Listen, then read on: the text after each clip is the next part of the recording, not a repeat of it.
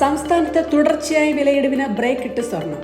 ഇന്ന് ഗ്രാമിന് ഒറ്റയടിക്ക് 110 രൂപ വർദ്ധിച്ച് 11,445 രൂപയും പവന് 880 രൂപ ഉയർന്ന് 91,560 രൂപയുമായി. US ഫെഡറൽ റിസർവിന്റെ പലിശ നിരക്ക് തീരുമാനത്തെ ആശ്രയിച്ചിരിക്കും ഇനി സ്വർണത്തിന്റെ ഭാവി. ഹിൻഡൻബർഗ് റിപ്പോർട്ടിന് ശേഷം കുത്തനെ ഇടിഞ്ഞ അദാനി ഓഹരികളുടെ രക്ഷയ്ക്കെത്തിയ രാജീവ് ജെയിനിന്റെ GQG പാർട്ട്നേഴ്സ് പുതിയ നിക്ഷേപവുമായി വീണ്ടും രംഗത്ത്. അദാനി ഗ്രൂപ്പിലെ വിവിധ ഓഹരികളിലായി 5000 കോടി രൂപയുടെ നിക്ഷേപമാണ് ഇത്തവണ നടത്തിയത്.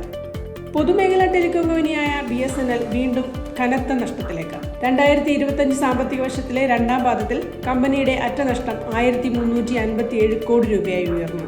4G നെറ്റ്വർക്ക് വിന്യാസത്തിനായി നടത്തിയ വൻ മൂലധന നിക്ഷേപമാണ് നഷ്ടം കൂടാൻ പ്രധാന കാരണം. ഡിമാൻഡ് വർദ്ധിച്ചതിനനുസരിച്ച് ഉൽപാദനം കൂടാത്തത് രാജ്യത്ത് മുട്ടവില ഉയരുന്നതിന് വഴിയൊരുക്കുന്നു. രാജ്യത്ത് മുട്ട ഉൽപാദനത്തിൽ മുൻനിരയിലുള്ള നാമക്കല്ലിൽ ചരിത്രത്തിലാദ്യമായി മുട്ടവില 6 രൂപ കടന്നു. കേരള വിപണിയിൽ വില 7 മുതൽ 8 രൂപ വരെയായി.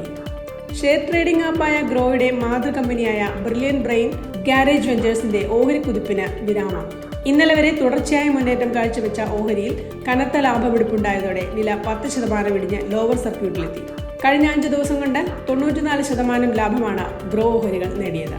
ബിസിനസ് വാർത്തകൾ വിശദമായി അറിയാൻ ധനം online.com.